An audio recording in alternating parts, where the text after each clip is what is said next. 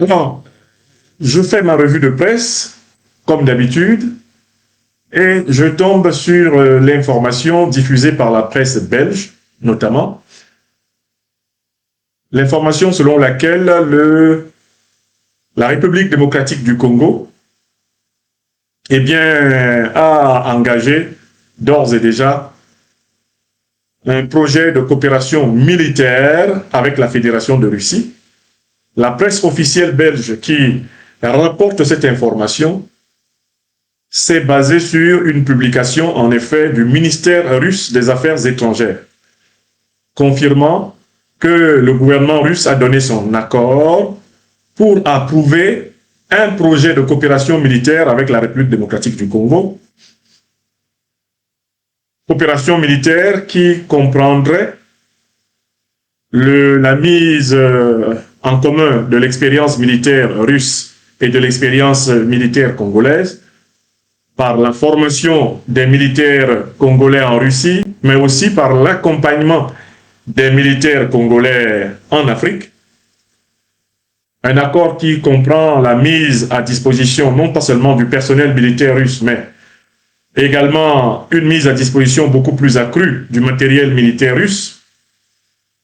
Un accord de coopération qui, dans son contenu, serait tout à fait comparable à celui qui a été signé avec le Cameroun, à celui qui a été signé avec le Mali, celui qui a été signé avec le Burkina Faso, avec le Niger et plusieurs autres pays africains.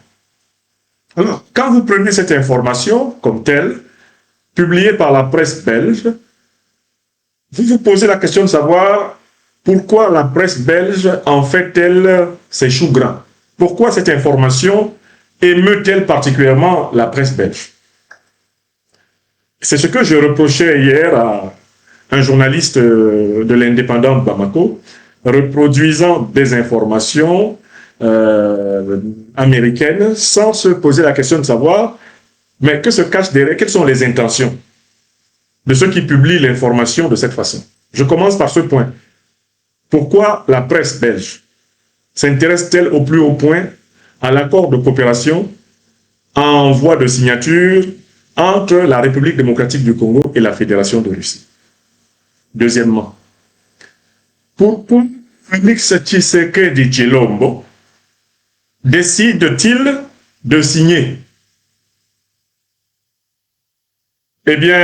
cet accord de coopération militaire maintenant? Ça, ce sera la deuxième question. Enfin, qu'est-ce qui va se passer après la signature de cet accord de coopération militaire? Il y a trois questions. Pourquoi l'annonce de la mise en place de cette coopération militaire intéresse-t-elle au plus haut point la Belgique et par extension l'élite politique occidentale? Deuxièmement, pourquoi c'est maintenant que Tshisekedi décide de le faire? Troisièmement, qu'est-ce qui va se passer à supposer que finalement l'accord soit signé? OK? Maintenant, donc, nous allons entrer dans l'analyse question par question. Hein, j'ai une succession de rendez-vous importants dans cette journée à Bamako. Donc, je vais être moins pédagogique que d'habitude pour aller assez rapidement au point d'analyse que je veux mettre à la disposition de chacune et de chacun d'entre vous, quitte à faire des analyses plus amples plus tard. Il faut aussi voir que, bon, la qualité de connexion n'est pas suffisante. Et du coup, j'imagine que, en tout cas, par exemple, pour ceux qui sont sur Facebook, le flux de l'information n'est pas toujours au top. Mais on va faire avec les moyens de bord et je compte sur chacune et chacun d'entre vous pour continuer à partager l'émission. C'est parce que nous n'avons pas forcément suffisamment de machines à notre secours qu'on peut avoir des perturbations. Bon, commençons par la première question. L'accord de coopération militaire entre la Russie et la République démocratique du Congo intéresse au plus haut point l'Occident et la Belgique. Pourquoi? Parce que l'Occident, la Belgique et en particulier la France considèrent que la Russie est en train de ronger, de récupérer dans sa zone d'influence les anciennes colonies, les anciens territoires sous tutelle des puissances négrières, coloniales, néocoloniales et impérialistes occidentales. Je recommence l'explication. L'annonce de cet accord de coopération militaire entre la Russie et la République démocratique du Congo alarme l'OTAN, alarme les Occidentaux, qui estiment que depuis quelques années, la Russie est en train de récupérer, selon leurs propres termes, leur zone d'influence, leur précaré. Pour les dirigeants européens et américains du Nord, l'Afrique appartient à l'Occident. Dans la psychologie de l'élite politique occidentale, en général, belge, française, par exemple en particulier, la République démocratique du Congo, c'est leur domaine d'influence. La République démocratique du Congo leur appartient. Il n'est pas difficile de l'établir. J'ai toujours parlé aux Congolaises et aux Congolais du courrier du 2 août 1939 dans lequel Albert Einstein s'adresse au président Franklin Delano Roosevelt.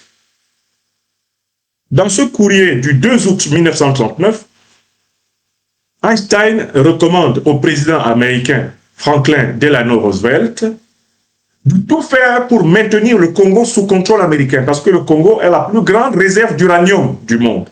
Et l'uranium, c'est une matière première stratégique, puisqu'elle est la matière première avec laquelle on fait les bombes atomiques et avec laquelle on produit de l'énergie nucléaire. Einstein recommande à Delano Roosevelt de tout faire pour que les matières premières de la République démocratique du Congo actuelle, qui s'appelait alors le Congo belge, que ces matières premières ne soient jamais en dehors du contrôle des États-Unis. Einstein l'écrit noir sur blanc, et toute la politique américaine, toute la politique occidentale en République démocratique du Congo sera déterminée par le principe de tout faire pour que les richesses faramineuses du Congo ne soient jamais sous le contrôle des Congolais. Voilà pourquoi l'OTAN, la CIA, le Mossad, les services secrets occidentaux vont tous conspirer et organiser l'élimination de Patrice Lumumba, l'écrasement du mouvement national congolais, l'élimination de Pierre Moulele, l'élimination de Laurent Désiré Kabila. Tous ces grands fils du Congo ont été tués dans le cadre de la doctrine occidentale du contrôle du Congo par tous les moyens. Il y a un deuxième fait que je remets à l'attention des Africaines et des Africains. C'est le comportement de la Belgique. Il faut que les Africaines et les Africains sachent que le roi des Belges, Léopold II, avait décrété que le Congo est sa propriété personnelle. Il s'est même permis de vendre tout le Congo, plus de 2 millions de kilomètres carrés, et l'a vendu à la Belgique. Léopold II est roi des Belges. Il arrache le Congo par la violence et la brutalité coloniale. Il décrète que le Congo est sa propriété personnelle. Un Belge dit que le Congo est sa propriété personnelle. Alors même que la Belgique n'a même pas la taille de la seule région de Kinshasa. Toute la Belgique se traverse en moins d'une demi-journée. Vous n'avez pas besoin, vous avez besoin de 3 heures de temps pour traverser toute la Belgique. Le roi d'un micro-pays, d'un pays-ton, il se lève et dit que tout le Congo, là, plus de 2 millions de kilomètres carrés, il dit que c'est pour lui. Puis, comble du ridicule, il vend le Congo à la Belgique. Il vend le Congo des Africains à la Belgique. Pour que la Belgique le paye, en même temps qu'il se paye les richesses du Congo.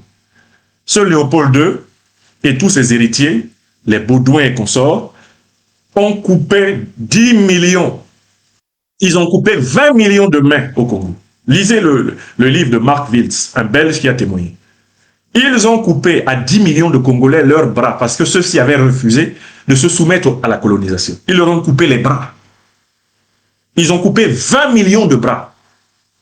C'est-à-dire qu'il y a 10 millions de personnes au Congo qui se sont fait couper les bras sur ordre de Léopold II et de ses successeurs.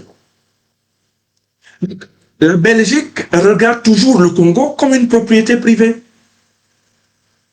Et quand elle apprend donc que la Russie signe un accord de coopération militaire avec la République démocratique du Congo, la Belgique s'émeut. Une propriété du royaume est menacée de capture. Vous comprenez? Est-ce que vous comprenez la psychologie occidentale dans l'affaire? Il faut que vous sachiez que pour l'Occident, le Congo lui appartient. Un ancien premier ministre béninois, Lionel Zinsou, ne s'est pas gêné pour dire que, et il a dit publiquement, il ne s'est pas gêné pour dire que l'Afrique appartient à la France, que l'Afrique appartient à l'Europe lors d'une conférence publique. Et le président Gianni a rapporté des propos de l'actuel président français dans un symposium avec ses collègues occidentaux de l'Union européenne.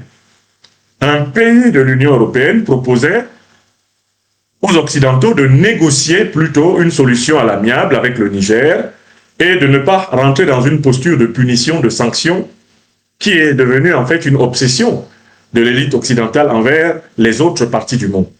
Punir, sanctionner, ça c'est devenu la maladie mentale de l'élite politique occidentale regardant le monde. La majorité pourtant du monde. Bon. Mais le président français a répondu à son homologue, probablement allemand, que le Niger appartenait à la France. Donc moi j'ai lu la presse belge, la presse occidentale, évoquant le projet de signature d'un accord entre la Belgique, entre la Russie et le Congo, et la littérature diplomatique, la littérature politique occidentale s'exprime littéralement à partir de la perspective de l'exproprié, du spolié. C'est-à-dire que les Belges, les Français, les Occidentaux, les Américains se comportent comme si la Russie, en entrant en coopération avec le Congo, touche à leur propriété privée. Ils sont outrés. Mais interrogeons cet outrage. Pourquoi sont-ils outrés? Est-ce que le Congo appartient à la Belgique? Est-ce que le Congo appartient à l'Occident? Est-ce que le Congo appartient à la France? Est-ce que le Congo appartient à l'Union européenne, aux États-Unis? Non, le Congo appartient aux Congolais. Donc déjà, nous devons refuser toute la terminologie de cette presse qui parle de l'Afrique comme d'une propriété de quelqu'un d'autre que les Africains. Si l'Afrique appartient aux Africains, les Africains sont libres d'établir des relations diplomatiques avec qui ils veulent. Ça, c'est pour le premier point. Passons sans plus tarder, mes chers amis, à la deuxième question qui se pose et qui s'impose. Mais jamais les Occidentaux sont en train de perdre le terrain partout en Afrique. Ça, c'est une évidence. Et cela va continuer d'accroître au fur du temps. Mais on se pose la question, est-ce que celui de la RD du Congo,